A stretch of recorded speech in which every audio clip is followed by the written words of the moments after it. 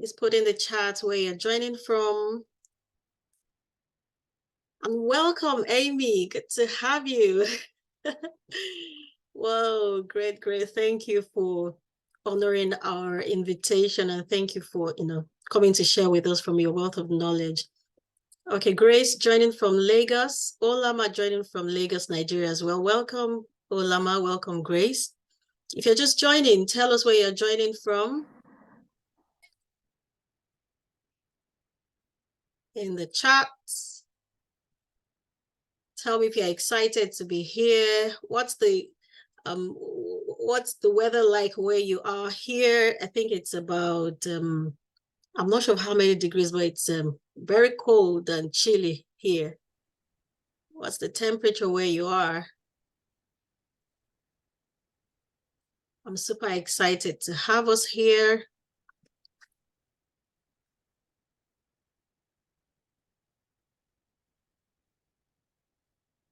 Okay.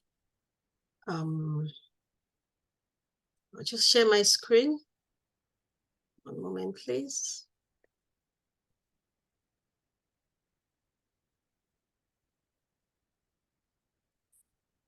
Tell me where you're joining from.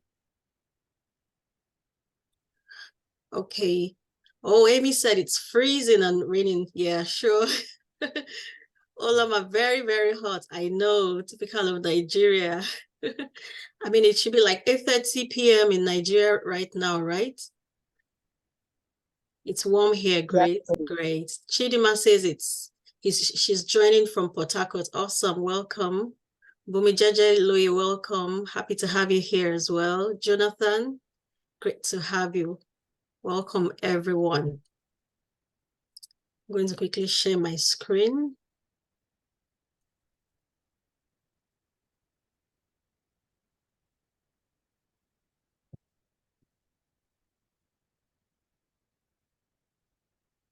Let me know if you can see my screen, my Canvas screen. Yes, I can. Okay, great. Okay.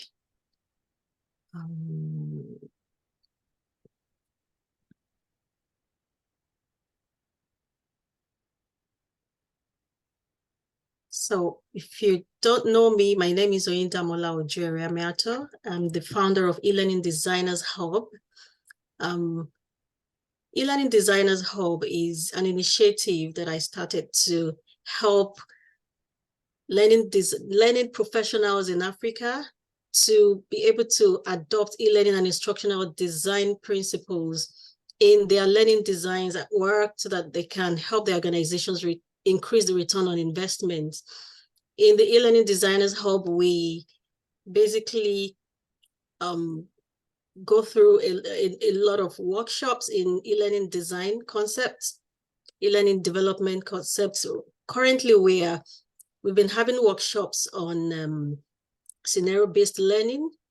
And one of the other things we do is what we're having today, the eLID series, where we invite L&D professionals from around the world to talk to us about how to adopt e-learning. And we have a very special guest in our midst today, which I'm going to be introducing her shortly. I'm trying to get my screen to be, okay, great. So today we have a special person in our midst. She's South African. Mm-hmm. Amazing. I mean, it's not long that I've met her, but I can say that she's a wonderful, lovely person. So, yeah. So about a bit about me, I have about 10 years experience adopting learning to generate revenue in different ways. And I've been able to increase my employees' performance, leading to customer satisfaction in revenue and revenue increase. I have been able to enhance my brand I've been able to enhance my brand and increase my personal income through coaching and mentoring. I've been able to get employment in a global corporate organization, and I'm running personal consultancy practice as well. And all of these things are the things that I've achieved through e-learning design. And that is why I'm so passionate to help other people see how they can increase, return on investment in their organizations, and how they can develop themselves personally. Those of you that are in the community, you know how passionate I am about you doing your homeworks, getting things done so that you can get better. So apart from our monthly series webinar, which we're having one today, we do e-learning workshops, like I mentioned. Conferences are the things that we're also going to be touching on. The first quarter of 2024, we're going to be having our first conference, and dates will be communicated to us. And we also share tips on learning trends. If you're part of the community, these are the things we do. I'm going to be sharing links. If you check your WhatsApp, the chat section, you're going to see some links that I've already put in there for you to connect with us on all our channels.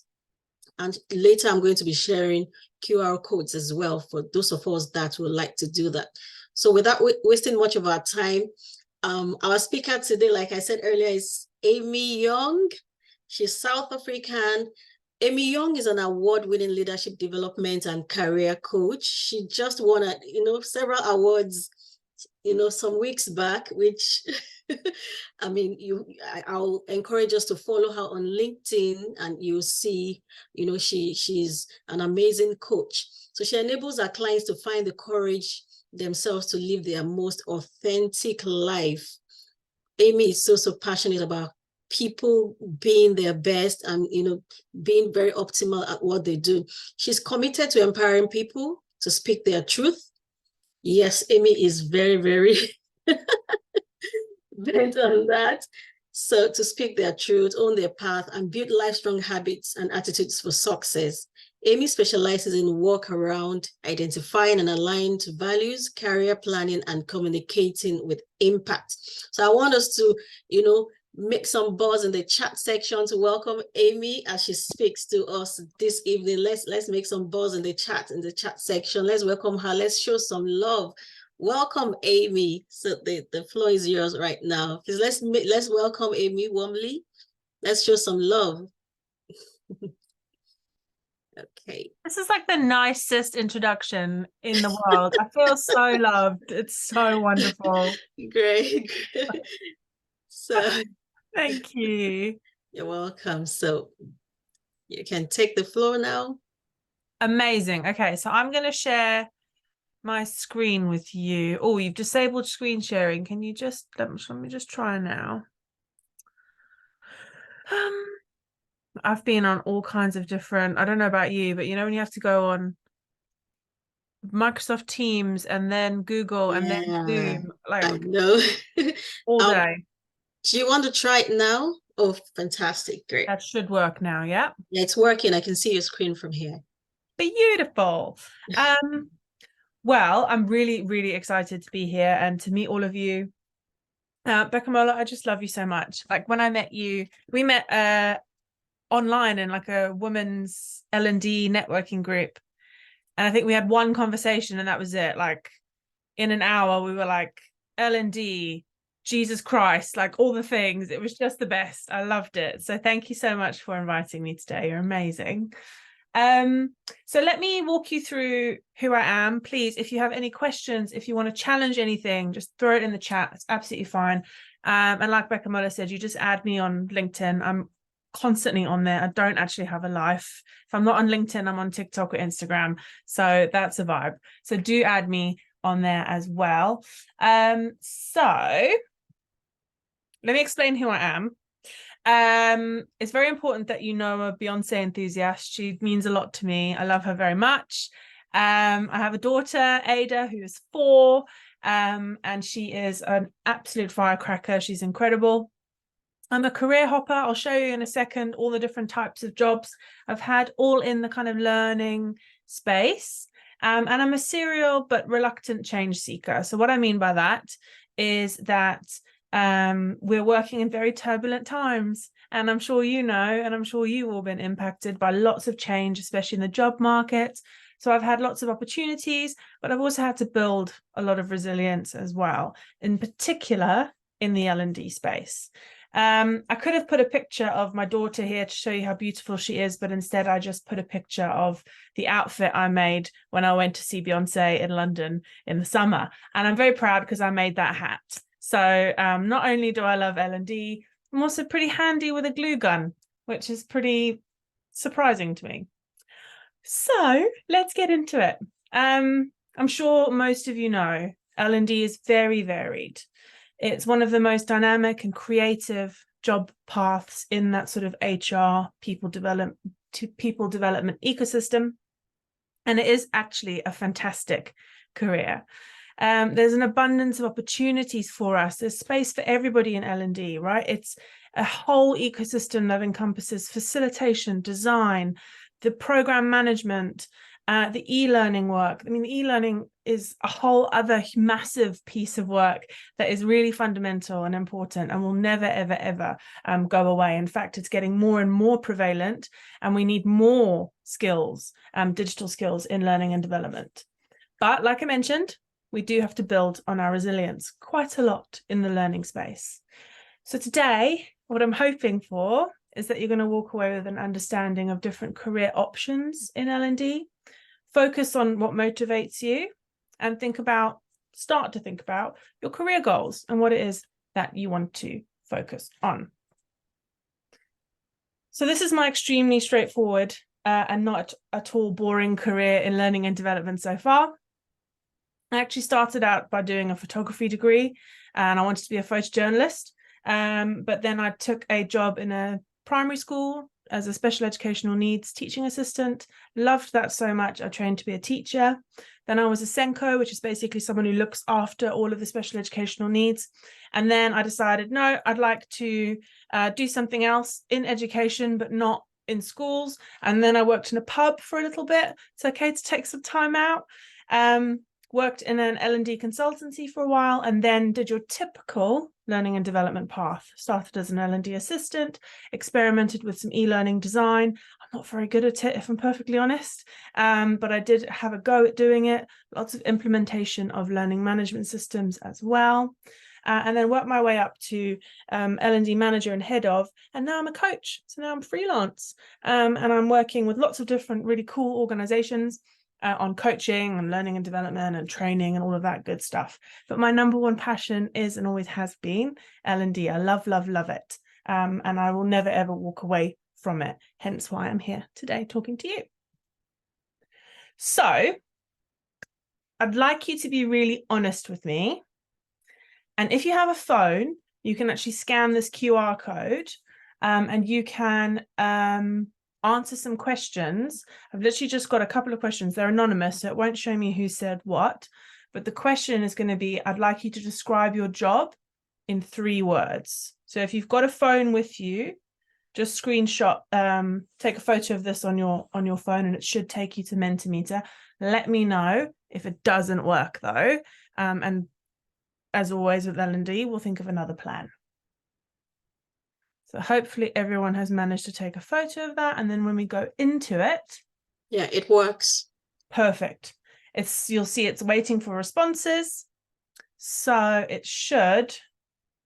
Oh, beautiful. Obviously, overwhelming is not beautiful, but thank you. This shows me that it works. Wonderful, wonderful, wonderful. As many words as you can think of to describe your job.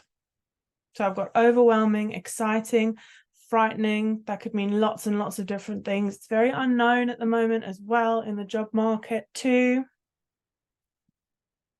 Any more words that we can add? Interesting, daunting, limitless. What a gorgeous word. I love that word.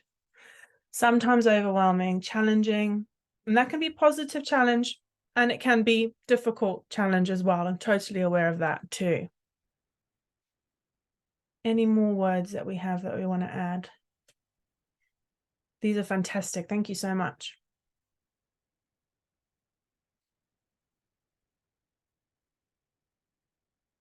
Give it a couple more seconds.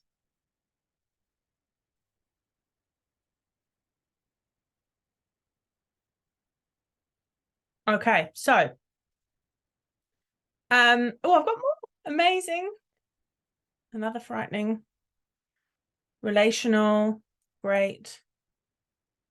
Okay, so this is fantastic because this is really, really alluding to a lot of the research that is going on that I know Becca Moeller will share with all of you as well when we're looking at L&D trends and research. But there is a lot there around a demand placed on learning and development to kind of meet the needs of everybody across the business, right? We're order takers, so people will come to us and they'll say, I want a course on this, or I want this, or I need you to fix this problem. And we kind of have to really negotiate. And oftentimes, a lot of the things that require support and help are things to do with system, operational, and structure. And they really want L&D to be the ones to fix that. So that can be really, really difficult for us as well. On the relational, that's a really interesting one because we do have to be able to flex and adapt and speak to lots of different people and adapt our style a lot with different people, which can be really challenging as well. Oh, I think, listen, maybe you need to mute for 1 sec. I can't mute you. My love, I think someone's in the background. And when we think about being overwhelming, Becca Moeller, can you mute? There you go, perfect. When we think about being overwhelming, that's completely normal and accurate response. I can promise you, in all my time in L&D, over 10 years, overwhelming has definitely been a theme that comes up quite a lot. So thank you so much for your openness. That was amazing for you to be so wonderful and also really positive. There's some great words in there: exciting, amazing, interesting, limitless. I love that word. I think that's fantastic. So thank you so much. So when we think about the modern L&D career, it is very different to a lot of that kind of HR ecosystem that we talk about. There's a lot of change, a lot of uncertainty. There's a hell of a lot of technology. There's so much we need to kind of change. I don't know about you, but I feel like every day there's something new. More recently, it's been AI and what that's going to do for our roles and how it's going to impact our roles, for example. And then there's this whole underlying theme really of the pursuits and passions. So when we're working in learning and development, really what we're there to do is help people to do their jobs better and faster and to find their passion, make their career look great. But what I also want you to focus on is your passions and what matters to you and how you can make your career look great. So how we can build in a really wonderful portfolio career within the learning space that allows you to feel those excitements and those happinesses that we have with work, but also allow for learning and growth and challenge too. I've found some statistics and facts around learning that I thought was quite interesting. This is from LinkedIn. So it's even more varied for a learning leader career than most talent leaders overall. So that's when we look at the entire ecosystem of learning.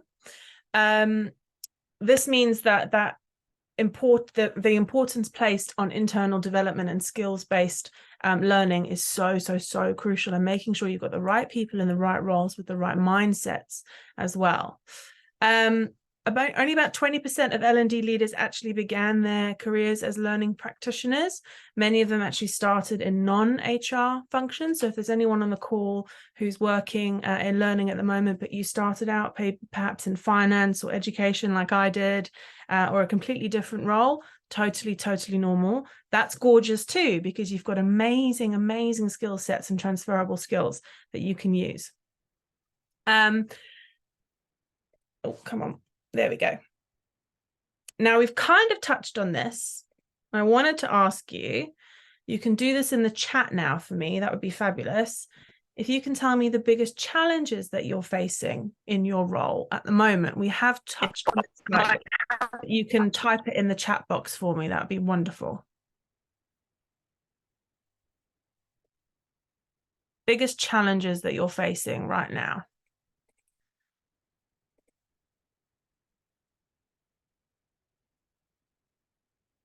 I can give you mine.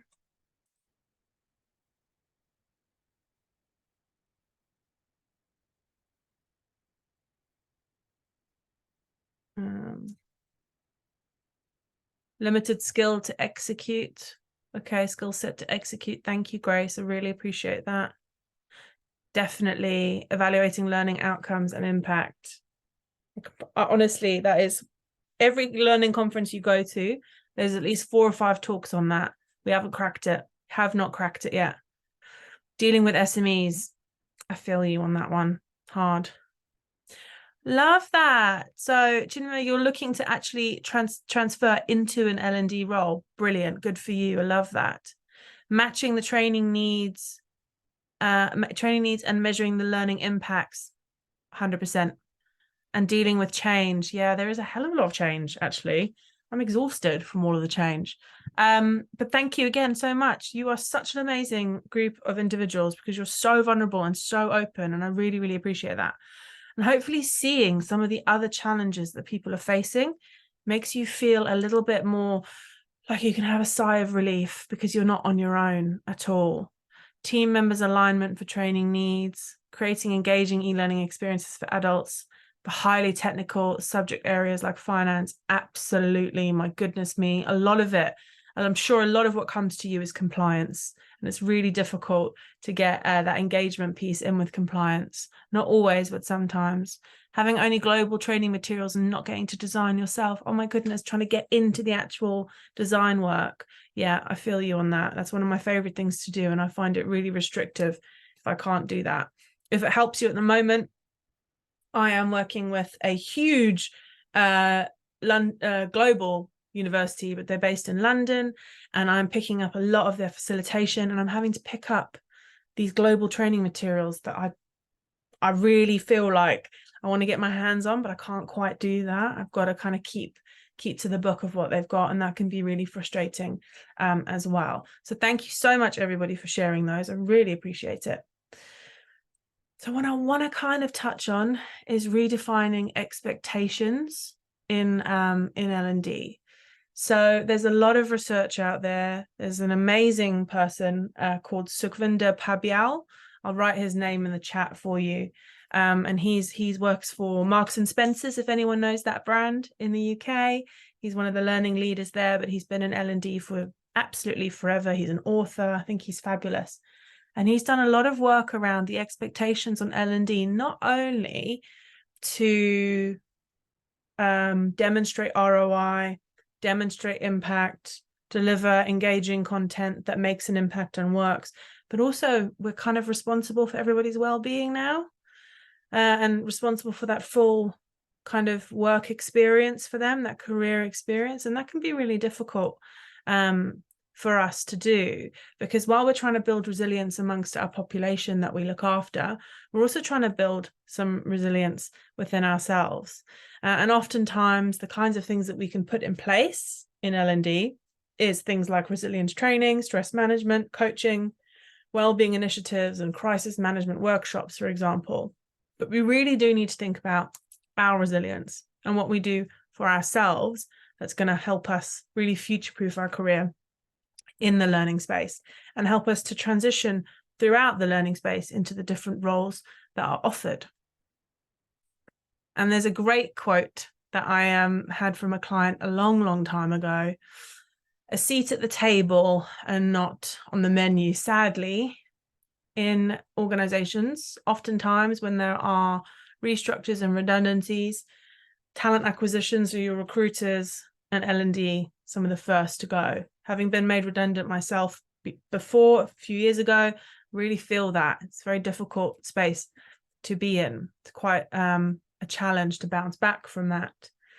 But it's important that we secure support and resources within the organization. So when someone mentioned earlier our roles being quite relational, one of the greatest things I can advise you to do in your role is to speak to everybody, make contacts, build relationships, grab as many opportunities as you can to work with other people as possible, to demonstrate your value and demonstrate what you're doing. Another thing that's really important is to align with organizational goals. So I've worked in businesses before where I've asked for the strategy, I've asked for the pillars, I've asked for all of that stuff, and they haven't had it. And it's been really difficult. I had one job before where I was asked to come up with a people plan for the year without any OKRs from the business. And how am I meant to work out what to focus on from a business need if I don't have that? So my one really crucial piece of homework for you, if you are in a business at the moment and you do not know what the OKRs and overall goals and strategy are for the business right now, make that your homework. Okay, learn about them, understand how you fit into that, and what the impact is on skills and talent and the retention piece that L&D has to play within that space. Keep really secure on your KPIs for L&D initiatives. So be very clear, very measurable on what L&D is actually looking to achieve and do. So are you looking to improve employee performance, productivity, reduce turnover, improve customer satisfaction, improve the percentage of time taken when salespeople are talking on a call compared to customers speaking on a call? Dig into data, really get involved in all of that and regularly track that against those metrics. I love data. I'm obsessed with data. Data is our friend in L&D, and it's really important we talk like the business and we use their language when we are discussing L&D initiatives. Grab feedback. I grab as much feedback as I can. If you go on my website, I've got a whole page of testimonials. I'm asking people all the time what worked, what didn't, what do you need more of? Really, really, really crucial. So grab as much feedback as you can from people, qualitative and quantitative as well. Show where you've saved money in L&D as well. Show where you've demonstrated that there's a cost saving to something that you've done. So if some training has reduced errors along in a certain department or has enhanced efficiency, dig into the data for that as well, because that's really, really, really powerful too. So the final part of the demonstrating value piece that's really, really important, and we'll make sure that you get these slides as well, is to align with organizational goals, know your KPIs for the organization and for you, leverage data, get feedback, check out the most amazing people called Marketing for Learning on LinkedIn. They are incredible. The way that they talk about demonstrating value in L&D is so powerful. They have so many great resources, hugely knowledgeable in the e-learning space in particular, and they're just really fun. So really, really check them out. Marketing for Learning, they're amazing. And demonstrate the cost saving on the bottom line impact. And think about L&D's role within skills development and future-proofing the organization. I'm a firm believer that without learning and development there, you're not going to have proper skills mapping, keeping people up to date with what they need to know, preventing loss in the business, keeping relationships successful across the business. L&D has such a heart and an important part to play in the kind of central nucleus of an entire organization. It's up to us, though, to demonstrate that, because historically, learning and development has been thought of as just, a bit of training, chalk and talk, having sandwiches and going out of the office for half a day. We know on this call, it is so much bigger than that. The impact we have is so much deeper than that, but we have to kind of do a bit of an education piece with everyone around that. And I couldn't do this without a little tiny bit of coaching for you all. I know, especially from some of the wonderful, vulnerable and honest comments you've given in the session, that it can be hard. We're not going to sit here and say that it's a walk in the park. Sometimes you will have your head in your hands and you'll think, what am I doing? Other times you'll have an incredible, amazing experience in learning and development. But a really important thing to do is think about Stephen Covey's circle of concern and influence, okay? So when we think about what we can influence and what we can kind of control, it's things like our attitude and the work that we put ourselves forward for, the quality of our work, those relationships that we build, and those willingness to which we jump to those opportunities and how we share knowledge. The things that we can be concerned about, but ultimately we can't really control or do anything about. So we do need to practice just moving it out of our immediate. Things like promotions, the economy, the work that comes into you, who gets promoted, who joins or leaves the team, who your manager is, who the new CEO of the organization is, the direction the company's going in. We can get worried about that stuff. We can get really embedded in it. It's not helpful for us. So we've got to really train ourselves to think about, okay, what can I control in this situation? What can't I control? What can I influence? How can I use my influencing skills in learning and development and relationships to get what I want out of the situation? And that's it. These are my details, but again, you'll get the slides afterwards, I'm sure. And you can always reach out on LinkedIn as well to have a chat. But I'm going to hand back over to Bekamola. Wow, that has been an amazing session. Thank you so much. And Kendra is here. Oh, good to have you. Thank you for coming. Oh, that's another amazing L&D professional that in our midst right now. Welcome, Kendra. Good to have you, and good to have everyone who joined after I welcomed everyone. That's an amazing session. That's been an amazing session. Thank you, Aimee, for that session. And thank you for the little, the coaching. It goes a long way. So I have a very small activity for us now. I want us to reflect on what we've done.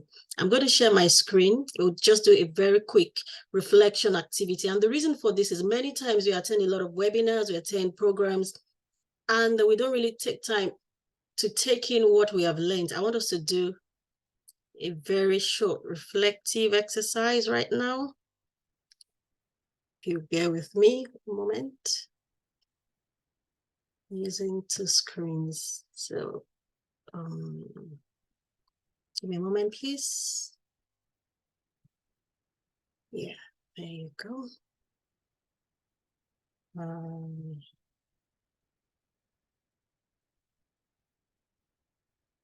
So this reflection exercise has three parts to it. The first one, while I try to get my screen up, is I want us to start thinking about what we have learned today. Start thinking, I'm going to have us put them in the chat. Start thinking what you have learned today. What did you learn? How has what you learned, how does it relate to what you're trying to achieve? How are you feeling about what you have learned today? Do you feel positive? Do you feel encouraged? Do you feel positive? Have you learned something? Please, can you put that in the chat? Let's get that going. I just want us to reflect on what we have learned today. If you have any particular thing that really stuck to you, for example, while listening to Aimee, one thing that stuck to me is the fact that I need to know more about the business that I'm in. I need to know more about the business, and I need to know more about the people.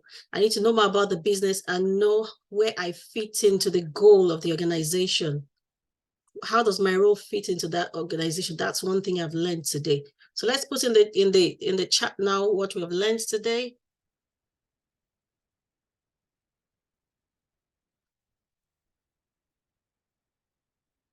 Let me know if you can see my screen. Are you able to see my screen? It says what? Great. So that's the fourth stage of our activity. Let me go back one slide. So this is what the activity is going to be like. It focuses on three questions: what, so what, and now what. So the first one, let me see what we have in the chat. What have you learned today? Jonathan said he has learned resilience. Fantastic. Resilience, great. Bumi says, thank you, Aimee, for the presentation. Great. Great, thank you for that.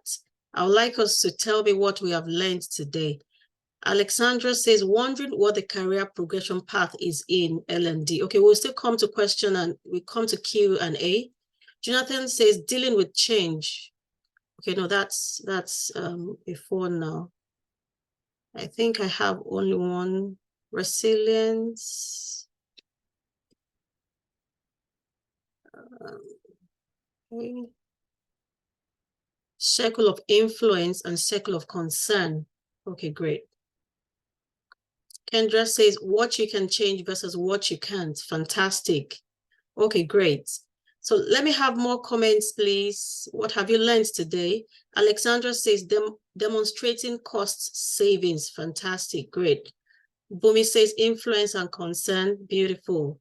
Grace says, I learned that it is okay to play around different things till something sticks. Great. That's fantastic. I see importance of communication. That's Larry says importance of communication. Beautiful. Alexandra says demonstrating the cost savings of L&D initiatives. This was new. Oh, that was new for you. Great. I'm really happy that we've all learned something today. And so the next thing in our activity is this. So what? So what I want us to think about now, to reflect on, is what does this tell you? Now, what you have learned, think about what that tells you. What does it imply about your learning, for example? Or it could be, what does it tell you about your attitude or your method? Is there a way you've been doing things, and then what you've learned today is telling you whether it's the right thing or is it the wrong thing, or you need to improve? Think of what you can done, what can be done differently. That's another thing that you can think of. So what does it mean to you? Does it mean that you can do things, you need to do things differently? And then you can ask yourself, what is your new understanding of your situation? So you don't have to pick all of this. These are just examples. Just pick one of them that applies to you. So based on what you've learned, so what does this tell you about you, about your attitude, your methods? Can we put in the chat?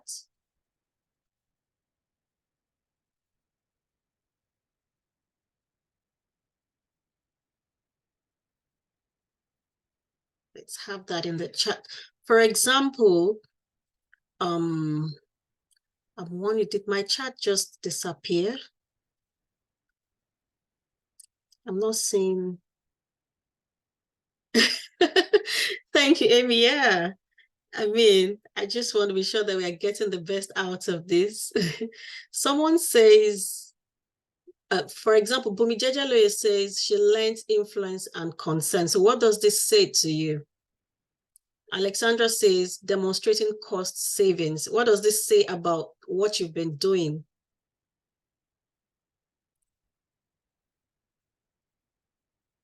Can I have or do we really understand this question? I can't see any response. Okay. I have them coming in now.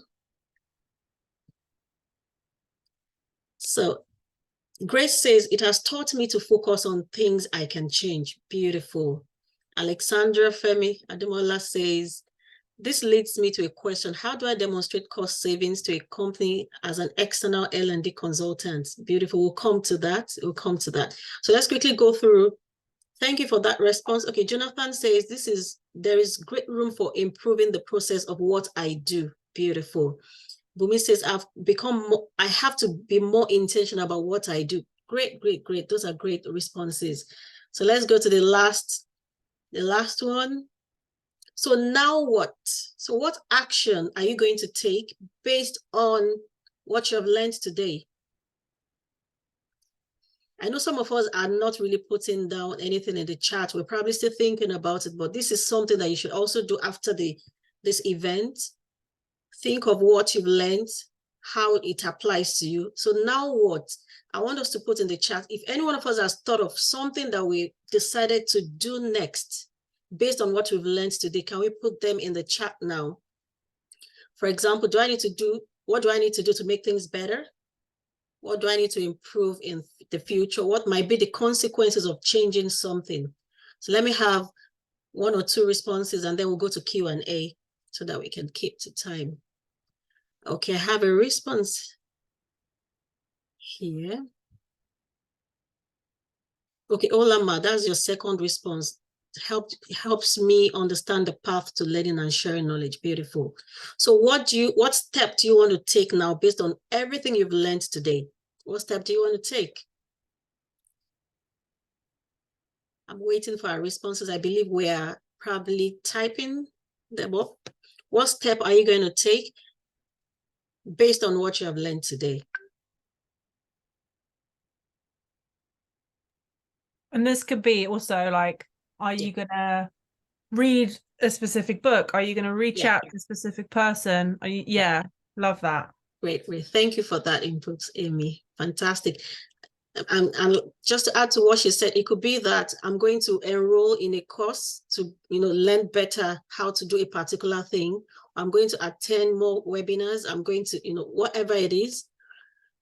There was something that was mentioned about knowing people more. Are you going to make the decision to start getting to know people more in your organization so that you can know how to help them in their learning?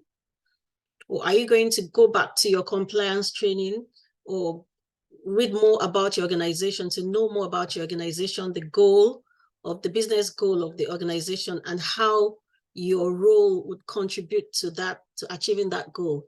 Okay, great. I have 4 responses here. Beautiful. Jumoke Oshinaya says, I'm going to be more intentional about knowledge sharing. Beautiful. That's great. Jonathan says, I would improve my collaboration effort with people. Great, great. Great says, I need to understand the organization and their need and expectation. I also need to be equipped, take trainings and certifications. Beautiful.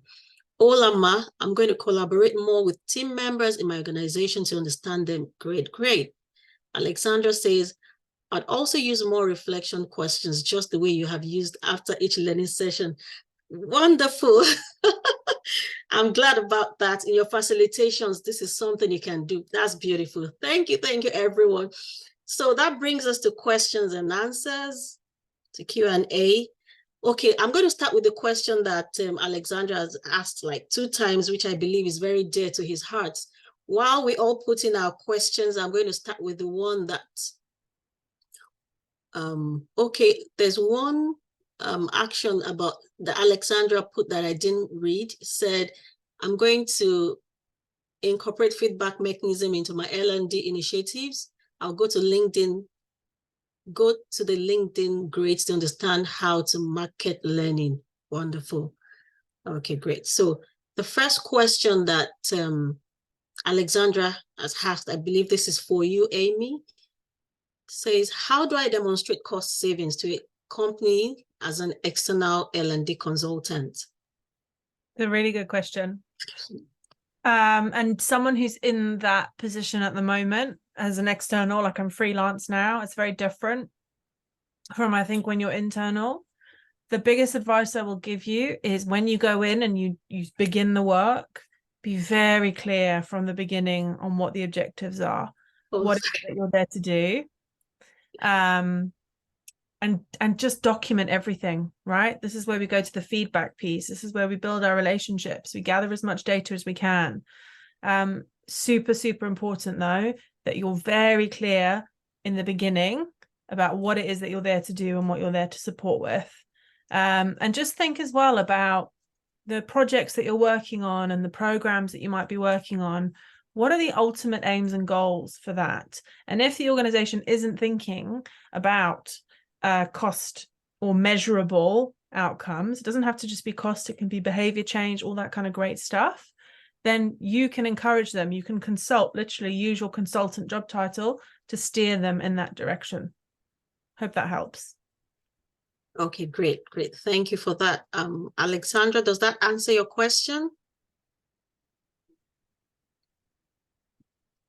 So sorry, I've been using he for you. You said you're female. I thought Alexandra is a male name. Okay, so another question from Alexandra said, wondering what the career progression path is in L&D. Another really good question. I've popped a link in the chat to the CIPD. I would always recommend you start with them because they've got amazing free tools you can use where you can map your current skills and work out kind of what level you're at and what you should and shouldn't be focusing on in your career path in L&D. But honestly, there are so many. There's, you don't have to be a facilitator. You don't have to be like me and step up in front of people. You can be someone who is program directing or program managing, who's looking after end-to-end program cycles, who's designing content, who's designing resources. You can be a manager in learning and development. There's a whole endless amount of different things. I loved one of the comments, it's okay to play around with things until something sticks.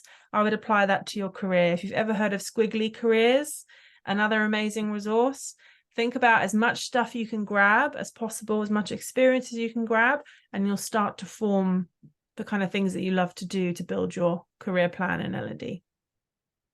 Yeah, thank you. Thank you for that. Okay, there's a comment here from Kendra. Would you like to unmute yourself and speak, Kendra? I think it's really nice to hear your voice. Hi, thank you so much. So, someone had asked the question about the career trajectory. Yeah. And I'm feeling like, well, that's good for me to have a career trajectory. I'd like to even get the career before I worry about the correct trajectory. So it seems like you need experience to get the first job. So I've started trying to make my own experience and just developing some e-learning courses for friends, basically on spec for practice. So that's one way I'm trying to invent my own experience. And I've created an Upwork profile to try to get some freelance work so that I could have some actual clients before I apply for a full-time job. Is that the best strategy? Are there things I'm not thinking about? How do you break in, before I would have the luxury to worry about what my career trajectory would be? I need to even get one. Thank you. Oh, such a good question. Everything you're doing is the absolute right thing to do. When I started in L&D, I didn't have any L&D experience, so I went from like a teacher, and I thought being a teacher and moving to L&D was a really simple switch, but it wasn't. I couldn't get recruiters to see the transferable skills. I mean, this was 10 years ago, so it's different now. A lot of it is thinking about what kind of jobs would you be willing to explore and take. So I started as an assistant in a law firm, and I highly recommend that because it gave me the bread and butter of the full L&D life cycle, right? Like I just understood from the beginning right to the top, like what did it look like? And that was really, really helpful. I think the beautiful thing about the kind of way that we work now and kind of post-pandemic is I don't know that many people who aren't working 2 or 3 things, right? They've got their job, but then they've also got their side hustles and their creative pieces. So hopefully you could get into a position where you maybe get an entry level or mid-level job, or you're able to articulate your skills in a way to get into mid-level, but you can still do your course design, which is so valuable. And by the way, so profitable if you get it right. One of the things I would love to learn to do, and you can all teach me, is how to create my own course. Because if you get that right and you get the resources right, you can make so much money from that. So yeah, I hope that's answered some of your question. Oh, great. Thank you. Yeah, thank you for that, Aimee. Actually thought Kendra was responding to the first question. I didn't really get that. So thank you for answering that question, Aimee. So to add to what Aimee has said, when I started off my career, one of the ways that I got experience was through volunteering. I had friends that needed to create courses. I had done my training. I had an understanding of what I needed to do as an instructional designer. And like you said, you need experience to get a job, right? So what I did was to look for people that needed to create courses, and I volunteered with them. Another thing I did was to create courses using the instructional design principles and learning principles and learning theories that I learned, and the tools that I learned how to use. I used them to create courses, and I created a portfolio based on that. And that was what, and I found out how to create a portfolio, how to really.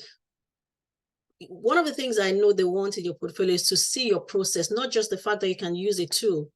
So in the portfolio, you want to talk about your tool. So even though you haven't done the job real life, the fact that you understand the process, it could land you a job. So that's an example. And another thing is probably if you can join a boot camp. Most boot camps don't really focus on too much theory. they get you to be involved in projects where you get feedback from other people who are, experienced instructional designers who can be like subject matter experts. And then you create your portfolio based on that. So those are examples of ways you can, showcase your experience and show that you can do the job. Yeah. All right. So do we have any other question? I can't see any other question here. Guys, let's bring our questions now. All right, thank you. Yeah, thank you for sharing your LinkedIn, Kendra. That reminds me, please, let's all feel free to put in our LinkedIn profiles in the chat. Let's connect with one another. Let's connect with one another on LinkedIn. I think I'm already connected to Kendra on LinkedIn. So guys, feel free to connect with Kendra. Feel free to connect with Aimee. Does anyone have a question? Aimee is here to answer your questions. We are here to answer your questions. Grace, okay, fantastic. So Grace is asking, Grace is asking, how do I calculate return on investment in training? Okay, how can we identify training needs and calculate return on investment on trainings? That's okay. Great question. So the first thing we've got to do is we have to work out what this links back to your KPIs, right? Find out what it is that the business is trying to achieve, where they're trying to go, what they're trying to focus on. Another thing is talking to people. The best work I ever did was the work I gathered research from, discussing what was going on in different departments, spotting where there's problems, spotting where you might be able to find a solution to something that might direct you to a training need, and working out what is required. I'm also a big fan of using things like Microsoft. It doesn't have to be expensive. You can just do a Microsoft Forms, and you can ask people what it is that they feel like they need to help them do their jobs better and faster, really. What's getting in the way for them at the moment? And again, that might lead to a process piece that's missing. So yeah, we might then need process training or specific IT training, or we might need to connect a department with another department to support them as well. But the biggest thing is discussing with people, talking to people, finding out what's getting in the way, what is working as well. So what can we model to the rest of the organization to create a bigger impact is really important. And again, just that clarity of goals, clarity of thinking about what it is exactly that we're trying to achieve or that we need to achieve, and making sure that your senior stakeholders are being held accountable for those things as well. Beautiful. Thank you for that. So just to build on what Aimee has said, or maybe or more like reinforcing what she said as well, you need to understand your learner's gap. What really do people, you have to start with what you need people to be able to do after they take the training. It's not so much about giving them content to consume. What do they need to be able to do? So that will help you to understand their gap. What are the learning gaps? And then what do they need to learn to be able to do what they can't do? And that's how you get your need assessment done. And like you said, you need to gather a lot of data. You need to get feedback from past trainings. What are the things that you've done well? What are the things that you can do better? You need to understand the people. Many times it's not just the content you've given them that is the issue. It could be the mode of delivery. Probably people need they need some more flexible form of delivery, and maybe the content should be in like bit size content. Maybe you give them too much at a time. You need to really understand your people's lifestyle. What do they prefer? And then that will help you to know how to better serve them. Thank you for that, Aimee. So let's go to another question. Are these questions on LinkedIn profiles?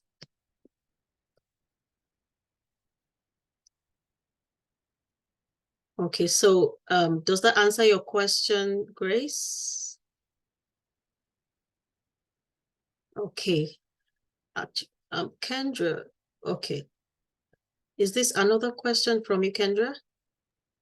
It was a follow-up about measuring the ROI. A lot Okay. of the things I've done for volunteer pieces, they don't have a specific measurable item. So Okay.